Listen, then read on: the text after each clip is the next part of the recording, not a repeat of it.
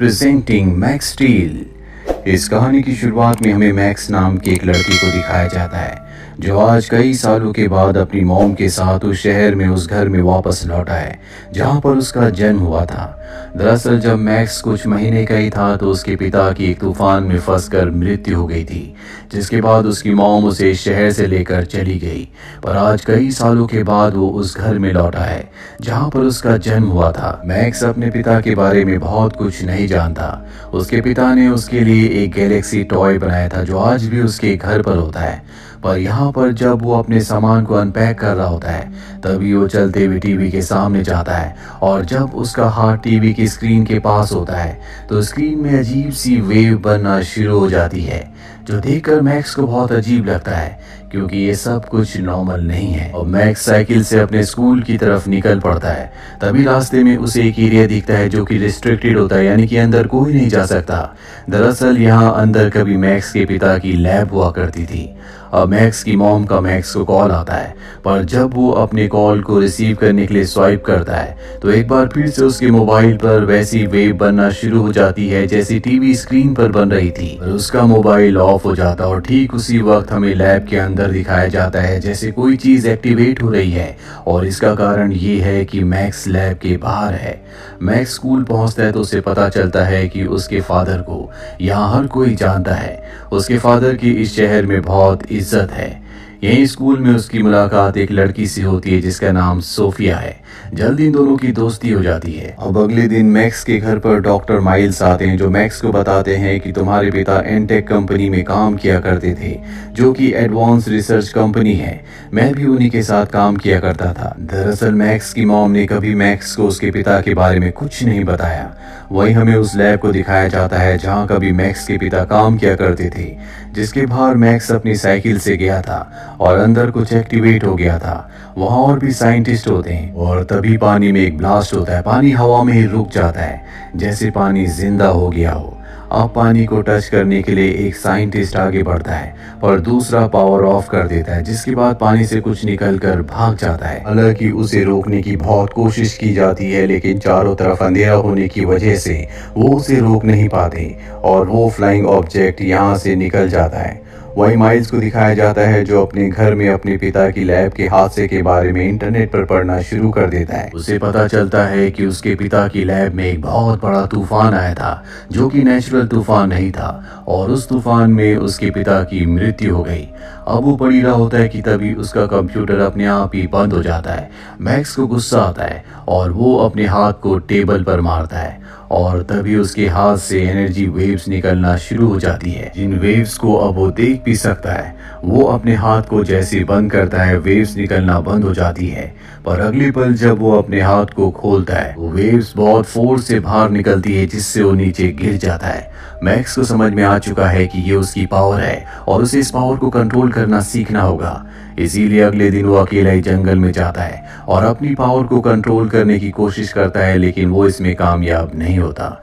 इसके बाद वो स्कूल जाता है और उसके हाथ से जो वेव्स निकल रही होती हैं वो उन वेव्स का एक स्केच बनाता है। अभी वहाँ पर सोफिया आ जाती है। सोफिया और मैक्स रेस्टोरेंट में जाते हैं जहाँ पर मैक्स के अंदर जो पावर है, जो वेव्स है, वो आउट ऑफ कंट्रोल हो रही होती है जिस वजह से उसकी तबीयत भी खराब होना शुरू हो जाती है। वो उठकर जल्दी से वॉशरूम जाता है और मिरर में देखता है कि उसकी आंखें भी बदल रही है, साथ ही उसकी बॉडी से बहुत ज्यादा एनर्जी वेव्स निकल रही थी जिन्हें वो कंट्रोल नहीं कर सकता। और जैसे ही वो अपने हाथों को बंद करता है तो वेव्स निकलना बंद हो जाती है, साथ ही लाइट भी चली जाती है। पर अंधेरे में हमें दिखाया जाता है कि उसकी पूरी बॉडी चमक रही है, न सिर्फ उसके हाथों से बल्कि अब उसकी पूरी बॉडी से धीरे धीरे वेव्स निकलना शुरू हो गई हैं। ये देखकर मैक्स डर जाता है और वो सोफिया को वही रेस्टोरेंट में छोड़कर वहां से निकल जाता है। जब वो बाहर भाग रहा होता है तभी कोई अनजान चीज उसे देख रही होती है जो उसके शरीर से निकलने वाली वेव्स को भी अच्छे से देख सकती है। दरअसल बहुत वक्त से ये चीज उसका पीछा कर रही है जिस बारे में मैक्स को कुछ नहीं पता। और अब मैक्स भागते भागते जंगल में पहुंच जाता है। उसके पूरे शरीर से वो एनर्जी वेव्स निकल रही होती है जिससे वो परेशान हो जाता है क्योंकि वो उन्हें कंट्रोल नहीं कर सकता और फ्रस्ट्रेशन में वो जोर से चिल्लाता है जिससे वेव्स का एक ब्लास्ट उसकी बॉडी से निकलता है और मैक्स वहीं बेहोश हो जाता है। जब उसे होश आता है तो वो अपने घर पर होता है। मैक्स इस बात से हैरान होता है क्योंकि वो जंगल में बेहोश हुआ था, वो घर आया तो आया कैसे। इसके बाद जब वो अपनी टी शर्ट उतारता है तो देखता है कि उसकी बॉडी में अजीब से निशान है, जो देखकर वो डर जाता है। और तभी हम देखते हैं कि मैक्स के पीछे वही फ्लाइंग ऑब्जेक्ट, वही छोटा सा रोबोट है जो कि लैब से निकलकर भागा था, जिसे देखकर मैक्स डर जाता है और अपने कमरे में चला जाता है। पर वो रोबोट वहां पर भी आ जाता है और अब मैक्स उसे मारने के लिए बेसबॉल का बैट निकाल लेता है। वो रोबोट बताता है कि मेरा नाम स्टील है, मैंने ज्यादातर अपनी मेमोरी को खो दिया, लेकिन मुझे इतना पता है कि मुझे तुम्हारी रक्षा के लिए बनाया गया है। जंगल में तुम विस्फोट होने वाले थे, लेकिन तुम्हारी बॉडी से जो एनर्जी निकल रही थी मैंने उसे एब्जॉर्ब कर लिया, जिस वजह से तुम्हारी जान बच गई। मैं तुम्हारी दुनिया से नहीं हूँ, मैं एक एलियन हूँ। मुझे पता है कि तुम्हारी बॉडी से जो एनर्जी निकलती है उसे टर्बो एनर्जी कहा जाता है। मैं कई सालों से स्लीपिंग मोड में था, पर जिस वक्त तुम लैब के बाहर आए और तुमने टर्बो एनर्जी को महसूस किया, उसी वक्त मैं भी एक्टिवेट हो गया। मैं तुमसे इंटरकनेक्टेड हूँ। अगर मैं तुम्हारे साथ नहीं रहूंगा तो तुम्हारी जान नहीं बच सकती। मैक्स को बात समझ में आ जाती है कि स्टील उसके लिए कितना जरूरी है और ये दोनों एक दूसरे से कनेक्टेड है। अब ये दोनों के दोनों घर से बाहर निकल जाते हैं और तभी लैब के कुछ लोग स्टील को पकड़ने के लिए उसका पीछा करते हुए यहाँ तक पहुंच जाते हैं, पर ये दोनों के दोनों उनसे भागना शुरू कर देते हैं। और जब ये भाग रहे होते हैं तो स्टील को अपनी कुछ पुरानी यादें रिकॉल होती है, जिसमें वो देखता है कि लैब में किस तरह से वो भयानक तूफान आया था जिससे पूरी लैब तबाह हो गई थी। और अब क्योंकि स्टील को याद आ रहा होता है, इसीलिए इन सब यादों को मैक्स भी देख सकता है, क्योंकि ये दोनों एक दूसरे से अंदर से कनेक्टेड हैं। इसके बाद मैक्स स्टील को अपने बैग में रखकर स्कूल जाता है, जहाँ पर सोफिया उसके पास आती है और कहती है क्यों ना हम आज रेस्टोरेंट चले, पर मैक्स मना कर देता है क्योंकि स्टील उसके बैग में है जो हलचल कर रहा होता है। इसीलिए वो इस जगह से निकल जाता है, जिसके बाद स्टील उसे कहता है कि तुम्हें अपनी पावर्स को कंट्रोल करना होगा, उन्हें समझना होगा, तभी हम दुश्मनों का सामना कर सकते हैं। स्टील की मदद से वो अपनी बहुत सारी पावर्स पर कंट्रोल पा लेता है, उन्हें समझ लेता है। साथ ही अब स्टील के साथ मैक्स इंटरकनेक्टेड हो जाता है और जब वो उसके साथ कनेक्ट होता है तो उसकी बॉडी में एक बहुत ही खतरनाक आर्मर आ जाता है, यानी कि एक तरह का कवच। और अब उसके साथ इंटरकनेक्टेड होने के बाद स्टील की जो यादें होती हैं मैक्स उन्हें देख सकता है। वो देखता है कि किस तरह से एक एलियन रेस ने, जिन्हें अल्ट्रा लिंक्स कहा जाता है, उन्होंने लैब में हमला किया था, जिससे लैब में तूफान आया था और उसके पिता की मृत्यु हो गई थी। स्टील मैक्स को बताता है कि अल्ट्रा लिंक एलियन रेस बहुत ही खतरनाक है। वो हवा, आग और पानी को मैनिपुलेट करके किसी भी तरह के बड़े से बड़े तूफान को, प्राकृतिक आपदा को अंजाम दे सकती है। यहाँ मैक्स के दिमाग में बहुत सारे सवाल होते हैं, इसीलिए वो अपने पिता के पुराने दोस्त के पास यानी कि डॉक्टर माइल्स के पास जाता है। डॉक्टर माइल्स उसे एक डिवाइस दिखाते हैं और बताते हैं कि ये तुम्हारे पिता ने बनाया था, जो कि असीम एनर्जी को पैदा कर सकता है, लेकिन जब तुम्हारे पिता इसे यूज कर रहे थे तो उन्होंने सेफ्टी रूल्स को फॉलो नहीं किया था, जिस वजह से उनकी मृत्यु हो गई। यहाँ पर मैक्स के अंदर जो एनर्जी होती है वो एक बार फिर से बढ़ने लगती है, जिस वजह से उसकी तबीयत खराब होना शुरू हो जाती है, इसीलिए उसे यहाँ से जाना पड़ता है। जैसे वो बाहर निकलता है तो देखता है कि उसके पीछे एक बहुत बड़ा तूफान है जो उसका पीछा करना शुरू कर देता है। वो अपनी जान बचाने के लिए भागता है, पर वो तूफान लगातार उसका पीछा करता रहता है। जल्दी मैक्स को समझ में आ जाता है कि ये कोई तूफान नहीं है, बल्कि ये अल्ट्रा लिंक एलियन है जो उसे मारना चाहते हैं। पर इससे पहले कि वो मैक्स को मार दे, स्टील आकर उसकी बॉडी से कनेक्ट हो जाता है, जिसके बाद मैक्स स्टील बन जाता है। उसकी बॉडी में एक बहुत ही खतरनाक आर्मर है और अब यहाँ पर मैक्स स्टील अपनी पूरी पावर यूज करके अल्ट्रा लिंक के ऊपर हमला करता है, जिससे वो उन्हें हरा देता है। यहाँ पर मैक्स को एक बार फिर से विजन आता है और उसे पता चलता है कि स्टील भी अल्ट्रा लिंक की तरह है और उसके पिता की मौत का जो कारण था वो स्टील ही था। स्टील उसे समझाने की कोशिश करता है कि मैं तुम्हारे पिता के साथ मिलकर काम कर रहा था ताकि हम अल्ट्रा लिंक्स को हरा सके, क्योंकि पूरी धरती पर कब्जा करना चाहते हैं। लेकिन मैक्स उसकी बातों पर विश्वास नहीं करता और उसे हाथ से दूर फेंक कर अपने घर की तरफ निकल पड़ता है। मैक्स जब घर पहुंचता है तो देखता है कि उसके घर को चारों तरफ से उन लोगों ने घेरा हुआ है जो पहले भी 2 बार इनका पीछा कर चुके हैं। मैक्स से देखकर पूरी तरह से परेशान हो जाता है, क्योंकि उसकी मॉम घर पर है, इसीलिए डॉक्टर माइल्स को कॉल करता है। डॉक्टर माइल्स उसे बताते हैं कि उन्हें अल्ट्रा लिंक के बारे में पता है। साथ ही वो उसे ये भी बताते हैं कि जिन लोगों ने तुम्हारे ऊपर हमला किया था, जो लोग तुम्हारे घर के आसपास हैं, वो एंटेक कंपनी के लोग हैं जहां तुम्हारे पिता काम किया करते थे। इन लोगों ने तुम्हारी मॉम को अगवा कर लिया है, तो इस वक्त तुम्हारे पिता की पुरानी लैब में है।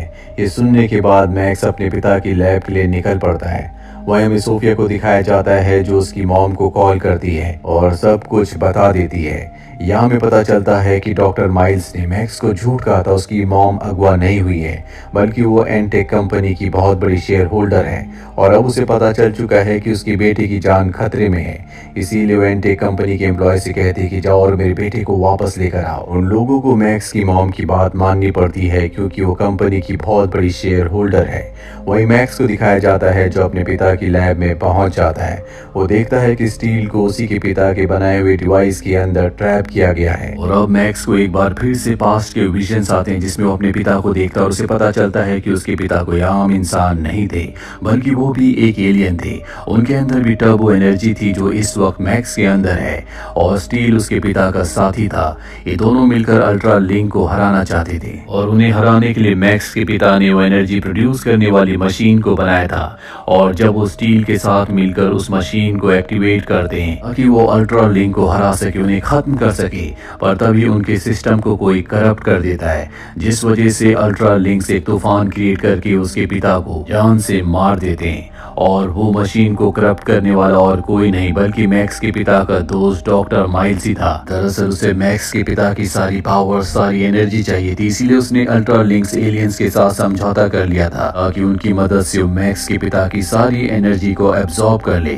और वो ऐसा करने में कामयाब भी हो जाता है। लेकिन मैक्स के पिता उसे रोकने के लिए अपनी एनर्जी को ओवरलोड कर देते हैं जिस वजह से यहाँ पर एक तूफान बनना शुरू हो जाता है और मरने से पहले वो स्टील को कहते हैं कि मेरे बेटे की रक्षा करना, पर एनर्जी बहुत ज्यादा ओवरलोड हो गई थी। इसीलिए ब्लास्ट होने के बाद स्टील भी स्लीपिंग मोड में चला गया था, पर जब उसके आसपास मैक्स आया तो वो एक बार फिर से एक्टिवेट हो गया। कहानी वापस प्रेजेंट में आती है जहाँ पर मैक्स के पीछे डॉक्टर माइल्स होते हैं जिन्होंने एक खास तरह का सूट पहना होता है और इस सूट से उन्होंने बहुत सारी टर्बो एनर्जी को कंज्यूम कर लिया होता है। वो मैक्स के ऊपर हमला कर देते हैं और उससे कहते हैं कि तुम्हें मशीन के अंदर बैठना होगा ताकि जब मशीन के अंदर से टर्बो एनर्जी निकले तो वो उसे कंज्यूम करके अपनी और भी पावर्स को बढ़ा ले।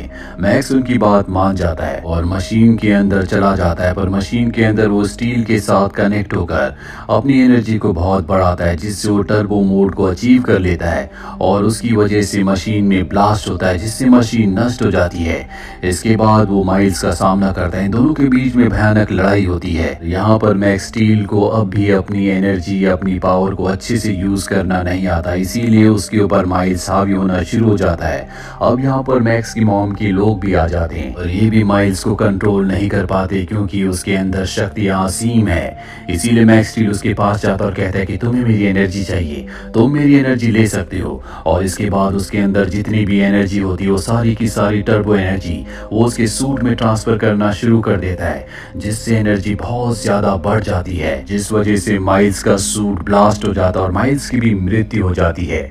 ठीक उसी तरह जिस तरह से मैक्स के पिता की मृत्यु हुई थी, इस तरह से मैक्स अपने पिता की मौत का बदला ले लेता है। इसके बाद मैक्स अपनी मॉम के पास जाता है। उसकी मॉम उसे बताती है कि मैं तुम्हारी रक्षा अल्ट्रा लिंक एलियन से करना चाहती थी, इसीलिए हमेशा मैं तुम्हें एक शहर से दूसरे शहर लेकर घूमती रही, पर माइल्स ने हमें यहाँ पर ट्रिक करके बुला लिया।